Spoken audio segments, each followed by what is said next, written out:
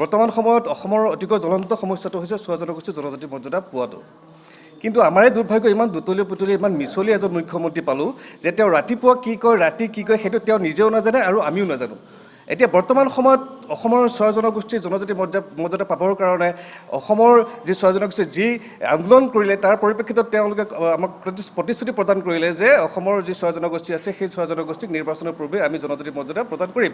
কিন্তু সিদিনাখন তেওঁ পুনৰ ঘোষণা কৰিলে এয়া এটা ৰাজনৈতিক চক্ৰান্ত, ৰাজনৈতিক কাৰচাজি, ৰাজনৈতিক মেৰপাচ, যাতে ৰাজনৈতিক মেৰপাচৰ মাজত যাতে অসমৰ এই চুৱা জনগোষ্ঠীৰ জনজাতি মৰ্যাদাৰ যি কথা বতৰা এই কথা বতৰাবিলাক লোপ পাই যায়। কিন্তু আমি মুখ্যমন্ত্ৰী মহোদয়ক আমি সকীয়াই দিছোঁ, স্পষ্ট ভাষাৰে সকীয়াই দিছোঁ, তেওঁ যাতে ৰাজনৈতিক মেৰুকৰণৰ মাজত যেনেকৈ ধৰ্মৰ নামত ভাগ ভাগ কৰিব বিচাৰিছে তেনেকৈ সংগঠনবিলাকক যাতে ভাগ ভাগ নকৰে, সংগঠন আৰু সংগঠনৰ নেতৃত্ব আৰু সংগঠনৰ ৰাইজৰ লগত যাতে তেওঁ ভাগ ভাগ নকৰে এয়া কথা আমি তেওঁলোকক স্পষ্টকৈ তেওঁক সকিনি প্ৰদান কৰিছোঁ। আৰু এটা কথা স্পষ্ট কথা মধ্য অসম কৃষি ছাত্ৰ সন্থা, যদি তেওঁ 2026 চনৰ নিৰ্বাচনৰ প্ৰাক মুহূৰ্তত অসমৰ চুৱা জনগোষ্ঠীৰ জনজাতি মৰ্যাদা প্ৰদান নকৰে তেতিয়াহ'লে এটাই চিধা কথা আমাৰ ফালৰ পৰা ন' এছটি ন' ভোট শ্লোগানেৰে গোটেই অসমৰ ৰাজপথ আমি কঁপাই তুলিম। আজি দুখৰ বিষয়, আজি হিন্দী ভাষাৰ যি দপদপনি চলিছে দেশীয় প্ৰব্ৰজনকাৰী দেশীয় প্ৰব্ৰজনকাৰী বিদেশী প্ৰব্ৰজনকাৰী যি অসমত দপদপনি চলিছে তাৰ জ্বলন্ত উদাহৰণ আপোনালোকে কাৰ্বি আংলঙক ল'ব পাৰে। আজি কাৰ্বি আংলঙত আমাৰ চুৱা গোষ্ঠীয় এজন খিলঞ্জীয়া ভূমিপুত্ৰ শ্বহীদ হ'ব লগা আছে নিজৰ জাতি মাটি ৰক্ষাৰ ক্ষেত্ৰত। আমি ইয়াৰ পৰা কাৰ্বি ভাইসকলক স্পষ্ট আমি মত পোষণ কৰিছোঁ, আপোনালোক অকলশৰীয়া নহয়, আপোনালোক অসমৰ অসমীয়া, আপোনালোকৰ লগত আমি সদায় থাকিম, আছোঁ আৰু মৰা সময়লৈকে আমি থাকি যাম। আপোনালোকৰ কাৰণে আমি তেজ দিবলৈ সাজু হৈ আছোঁ। আপোনালোক অকলে মৰিব নালাগে, আপোনালোক মৰিলে আমি অসমীয়া জীয়াই থকাৰ কোনো অধিকাৰ নাই। অসমখন কেৱল কাৰ্বিসকল, মৰাণ, মিচিং বিভিন্ন জনগোষ্ঠীৰে গঠিত অসমীয়া শব্দ, অসমীয়া জাতি। গতিকে আপোনালোকক আমি অকলে মৰিবলৈ নিদিওঁ, অকলশৰীয়া হ'বলৈ নিদিওঁ, সেয়ে মধ্য অসম ৰাজমুখী ছাত্ৰ সন্থাৰ স্পষ্ট মত। ৰচনাত্মক নুনীয়া সংযুক্ত সংঘ তেওঁলোকৰ হেঁচাত হিন্দীভাষীসকলক কাৰ্বি আংলঙৰ পৰা উচ্ছেদ কৰিব পৰা নাই বুলি পেলাই আমি সংবাদ মাধ্যমৰ জৰিয়তে গম পাইছোঁ। এইটো কম দুখৰ কথা নে? অসমত অসমীয়াত দপদপনি নচলিব, অসমীয়াত বহিৰাগত বণিকে আহি পেলাই হিন্দীভাষী আহি পেলাই দপদপাব, অসমত আহি পেলাই হিন্দীভাষী আহি কাৰ্বি গ বেক বুলি ক'বলৈ সুবিধা পাব। ক'ত সুবিধা পালে সিহঁতে? কাৰ্বিসকলক অকলশৰীয়া নহয়, তেওঁলোকে ভাবিছে নে কাৰ্বিসকল চীনৰ পৰা আহিছে? বিভিন্ন প্ৰান্তৰ পৰা আহি অসমত বসবাস কৰা জনগোষ্ঠীসমূহে অসমীয়া। গতিকে আমি ইয়াৰ পৰা তেওঁলোককো সকিয়ানি প্ৰদান কৰিছোঁ। আমি গণতান্ত্ৰিকভাৱে আন্দোলন কৰিম, শান্তিপূৰ্ণভাৱে আন্দোলন কৰিম, কিন্তু আমি কাৰ্বিসকলক অকলশৰীয়া হ'বলৈ নিদিওঁ। হিমন্ত বিশ্ব শৰ্মা ডাঙৰীয়াক আমি অনুৰোধ জনাইছোঁ, দাবী জনাইছোঁ, তেওঁ কেৱল ৰাজনীতিৰ কাৰণে হিন্দুভাষীক গুৰুত্ব প্ৰদান কৰি অসমৰ খিলঞ্জীয়া ভূমিপুত্ৰসকলক যদি থানবান কৰিবলৈ বিচাৰে এইটো কিন্তু অসমীয়া হিচাপে কেতিয়াও সহ্য নকৰিম। এইটো চিধা স্পষ্ট কথা। কাৰ্বি আংলঙৰ ঘটনাটো হ'ল 6 শিডিউল। 6 শিডিউলতে যদি কাৰ্বিসকল আজি সুৰক্ষিত নহয়, আকৌ ইফালে চাওক, ৰাভাসকল ট্ৰাইবেল, দেউৰীসকল ট্ৰাইবেল, মিচিংসকল ট্ৰাইবেল, তেওঁলোকে কৈছে আমি ট্ৰাইবেল সুৰক্ষিত নহয়, আমাক 6 শিডিউল লাগে। আকৌ 6 শিডিউল কাৰ্বি আংলং তেওঁলোকো এতিয়া সুৰক্ষিত নহয়। সেইকাৰণে 6 জনগোষ্ঠীৰ জনজাতিৰ তালিকাভুক্ত হ'লেই যে সুৰক্ষিত হ'ব এইটো নহয়। চাকৰি বাকৰি কিছু ৰিজাৰ্ভেশ্যন পাব, কিছু মাটি বাৰীৰ নামত ৰিজাৰ্ভেশ্যন থাকিব, কিন্তু তাতো সুৰুঙা ঢেৰ আছে। গতিকে এটা সুৰুঙা নাইকিয়া কৰিবলৈ হ'লে আৰ্টিকল যিটো 244 এই বুলি কয়, সেই আৰ্টিকলটোত আমি যদি উকিল নহয় আমি পঢ়ি শুনি যিটো বুজিলোঁ, তাতে এটা সুৰুঙা নাইকিয়া কৰিব পাৰে যে জনজাতি ৰাজ্য দিব লাগিব, লগত ইনাৰ লাইন পাৰ্মিট লাগিব। অকল জনজাতি ৰাজ্য হ'লেও নহ'ব। এতিয়া মেঘালয় 6 শিডিউল আছে। মেঘালয় বিধানসভাই যোৱা বছৰ এটা প্ৰস্তাৱ লৈছে যে তেওঁলোকক ইনাৰ লাইন পাৰ্মিট লাগে। আজি ত্ৰিপুৰাত ইনাৰ লাইন পাৰ্মিট নাই, ত্ৰিপুৰীসকলে আৰু কোনোদিন কিবা পাব বুলি। কিন্তু এতিয়া আমি চালি জাৰি চাই দেখিলোঁ যে 1971 চনত অসম চুক্তি হ'ল, অসম চুক্তিখন আজি ৰূপায়িত নহ'ল। যদি 71 চনটোকেও লৈ পেলাই ৰূপায়িত কৰি 2টা প্ৰব্ৰজন, আজি অসমত খুব 2টা প্ৰব্ৰজনৰ ওপৰতে আছে, দেশী বিদেশী 2টা প্ৰব্ৰজন। ব্ৰিটিছৰ দিনতে ইনাৰ লাইন পাৰ্মিট আহিছিল 1873 বেংগল ফ্ৰণ্টিয়াৰ ইষ্টাৰ্ণ এক্ট বুলি এখন তেওঁলোকে ইনাৰ লাইন পাৰ্মিট এটা প্ৰৱৰ্তন কৰিছিল, কিন্তু কোনো চৰকাৰে ইয়াত প্ৰৱৰ্তন নকৰিলে। বৰঞ্চ 2024 এখন ৰিপিলহে কৰি দিলে, 2019 মণিপুৰত দি দিলে ইনাৰ লাইন পাৰ্মিট। গতিকে জাতীয়তাবাদী যুৱ ছাত্ৰ পৰিষদে 1978 জন্মলগ্নৰে পৰা তেওঁলোকে ইনাৰ লাইন পাৰ্মিটৰ কথাটো কৈ আছে, কিন্তু আমি এইটো উপলব্ধি কৰিব পৰা নাই। গতিকে আমি আজি এই কাৰ্বি আংলঙৰ এই ৰাইজৰ যি গোষ্ঠী সংঘৰ্ষ, এই গোষ্ঠী সংঘৰ্ষক তীব্ৰ ভাষাৰে আমি গৰিহণা দিছোঁ। আৰু কাৰ্বিসকলে যিটো নিৰাপত্তাহীনতাত ভুগিছে আজি, ভূমিখিনি যিটো তেওঁলোকে সুৰক্ষা নাই বুলি কৈছে, অসমতে আজি তেনেকুৱা এটা হৈছে। সেইকাৰণে অৰুণাচললৈ, আমাৰ ওচৰৰ অৰুণাচলখনলৈ যদি চাওঁ, তাত ইনাৰ লাইন পাৰ্মিট হৈছে, তেওঁলোকতো আজি সম্পূৰ্ণভাৱে সুৰক্ষিত অনুভৱ কৰিছে। এতিয়া এটা প্ৰশ্ন কৰিব পাৰে যে তাত ভাৰতীয়সকল কি হ'ব? আজি অৰুণাচলত মই যিটো ফ্লেটত থাকোঁ গুৱাহাটীত, তাত যিখিনি ব্যৱসায়ী মানুহ আছে, তাত মাৰোৱাৰী মানুহ আছে, তেওঁলোকেতো অৰুণাচলত ধুনীয়াকৈ বিজনেছ কৰি আছে। তাত বিহাৰী মানুহ আছে, তাততো ধুনীয়াকৈ বিজনেছ কৰি আছে। বিজনেছ কৰাটো কাৰো বাধা নাই।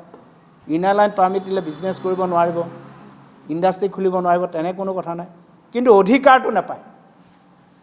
যিটো একেবাৰে জন্মস্বত্ব লৈ মাটি কিনা, আজিও আহিয়ে মাটি কিনিব। যদি আজি এটা কথা চাওক, আজি বাংলাদেশত হিন্দুৰ ওপৰত উৎপীড়ন হৈছে। তাত বাংলাদেশত হিন্দুত আজি যদি 1.5 কোটি 2 কোটি হিন্দু আছে, আমাৰ অসমত আমাৰ যদি 1.5 কোটি 2 কোটি মানুহ তাৰপৰা যদি আহি যায়, তেতিয়াহ'লে অসমত আমাৰ কি হ'ব অৱস্থা? ভাষা সংস্কৃতি এটা বিপদ হ'ব। আজি আপোনালোকে চাওক, অসমত ব্ৰিটিছে বঙালী ভাষাটো জাপি দিছিল। কোনোবা বঙালী মানুহ তেতিয়া কৈছিলে নেকি যে ইয়াত বঙালী ভাষা দিব লাগে বুলি? আমিতো দাবী কৰা কিতাপ যদিও পঢ়িছোঁ, আপোনালোকে বেছিকৈ জানিব, কিবা আছিল যদি নাজানো। কোনো বঙালী মানুহে কোৱা নাই যে অসমত অসমীয়া ভাষা দিয়ক, কি বঙালী ভাষা দিয়ক। কিন্তু ব্ৰিটিছেতো জাপি দিলে, আৰু সেইটো ক্লেছটো আজিলৈকে থাকিল। এতিয়া জনজাতিৰ তালিকাভুক্ত হৈছে 6 জনগোষ্ঠী। যেতিয়া VA দিয়ে, ST দিয়ে, কি দিয়ে নহওক, মুঠতে সংৰক্ষণৰ কাৰণে কিবা এটা দিছে। তাৰ কাৰণে কি হ'ব? অলপ বেল্ট হ'ব, অলপ চাকৰি বাকৰি পাব, কিন্তু সেইবিলাক আকৌ পূৰা সুৰক্ষিত নহ'ব যদিহে ইনাৰ লাইন পাৰ্মিট দি জনজাতি ৰাজ্য মৰ্যাদাটো আমাক বিশেষ সুৰক্ষা যদি আমাক প্ৰদান। যোৱা কিছুদিন ধৰি আমি দেখিছোঁ অসমৰ কাৰ্বি আংলঙত খেৰণিত যি গোষ্ঠীগত সংঘৰ্ষ, য'ত অনা অসমীয়াৰ দপদপনিৰে খিলঞ্জীয়াৰ ভূমিপুত্ৰসকলৰ অস্তিত্বৰ সংকটত আজি তাৰিখত আহি পৰিছে। অসমৰ মুখ্যমন্ত্ৰীগৰাকীয়ে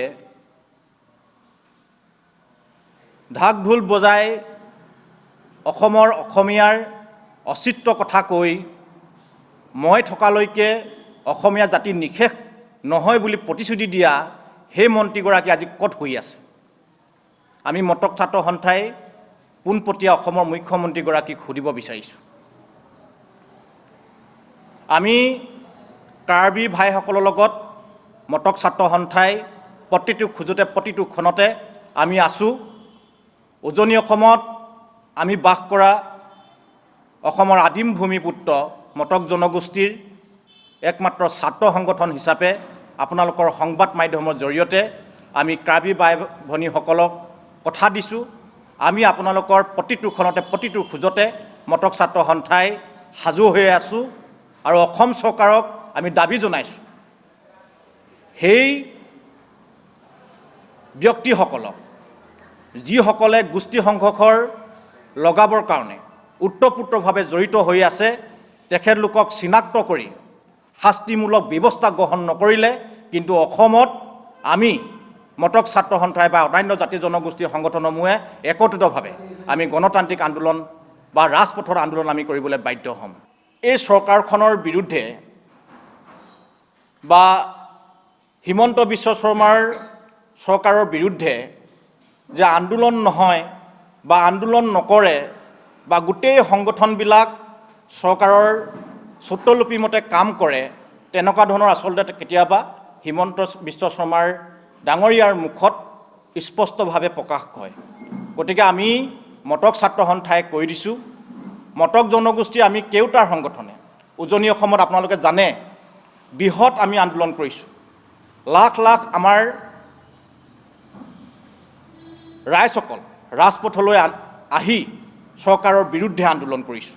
তাৰ পৰৱৰ্তীত মৰাণসকল, আহোমসকল, চুতীয়াসকল, আদিবাসীসকল, কোচ ৰাজবংশীসকল অবিৰতভাৱে নিজাকৈ আন্দোলন কৰিছে। তাৰপিছত আমাক মটক ছাত্ৰ সন্থাৰ পৰা মটক জনগোষ্ঠী কেওটাৰ সংগঠনক আন্দোলনলৈ বা আলোচনালৈ, আন্দোলন নকৰি আলোচনালৈ আমাক নিমন্ত্ৰণ কৰিছিলে, কিন্তু আমি প্ৰথমবাৰ আলোচনালৈ যোৱা নাছিলোঁ। তাৰপিছত আমি মটক জনগোষ্ঠীৰ ৰাইজসকলৰ লগত মটক জনগোষ্ঠীৰ কেওটাৰ সংগঠনসমূহৰ যৌথ সভাত সিদ্ধান্ত গ্ৰহণ কৰি, যিহেতু অসম চৰকাৰে বাৰে আমাক আলোচনা কৰিবৰ কাৰণে নিমন্ত্ৰণ জনোৱাৰ কাৰণে তেখেতৰ নিমন্ত্ৰণ ৰক্ষা কৰি আমি আলোচনাত বহিছিলোঁ দিছপুৰত। কিন্তু অসম চৰকাৰে তেতিয়া সেই মুখ্যমন্ত্ৰীগৰাকীয়ে আমাক আশ্বাস আৰু প্ৰতিশ্ৰুতি প্ৰদান কৰিছিলে যে আপোনালোকক 25 তাৰিখ, আপোনালোকৰ মনত আছে হয়তো, 25 তাৰিখে আপোনালোকক আমি কেন্দ্ৰলৈ প্ৰতিবেদন পঠাম বুলি বা প্ৰস্তাৱ ল'ম বুলি, বিধানসভাত প্ৰস্তাৱ ল'ম বুলি তেনেকুৱা ধৰণৰ কথা কৈছিলে। কিন্তু সেই প্ৰস্তাৱটো আপোনালোকে জানে, STV, STP বিভিন্ন জনগোষ্ঠীসমূহক ভাগ ভাগেৰে তেখেতলোকে এটা ৰাজনৈতিক অংক আচলতে কৰিবলৈ বিচাৰিলে। এতিয়া সেইদিনা উজনি অসমত তেখেতে গৈ কৈছে যে অসমৰ 6 জনগোষ্ঠীৰ সংগঠনে হওক বা ৰাইজে 26 চনৰ বিধানসভাৰ নিৰ্বাচনৰ আগমুহূৰ্তত তেখেতলোকে জনজাতিকৰণ বিচৰা নাই। আজি এই সংবাদমেলৰ জৰিয়তে অসম চৰকাৰৰ মুখ্যমন্ত্ৰীগৰাকীক সুধিব বিচাৰিছোঁ, কোনগৰাকী নেতাই, কোন সংগঠনৰ নেতাই 26 চনৰ বিধানসভাৰ নিৰ্বাচনৰ আগতে জনজাতিকৰণ বিচৰা নাই? এই কথাটো স্পষ্টভাৱে প্ৰকাশ কৰিবৰ কাৰণে অসমৰ মুখ্যমন্ত্ৰীগৰাকীক আমি মটক ছাত্ৰ সন্থাৰ তৰফৰ পৰা অনুৰোধ জনাইছোঁ।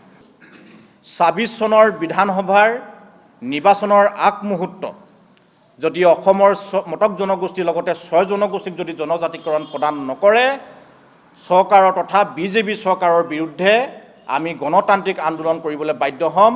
য'ত তেখেতলোকে য'ত প্ৰচাৰ কৰিব যাব, আমাৰ গ্ৰাম্য অঞ্চলসমূহত প্ৰৱেশ কৰিব, তাত কিন্তু প্ৰৱেশত আমি বাধা বা আমাৰ মুখামুখি হ'বলৈ তেখেতলোকে সাজু হৈ থাকিবৰ কাৰণে আমি আজি এই সংবাদমেলৰ জৰিয়তে অনুৰোধ জনাইছোঁ।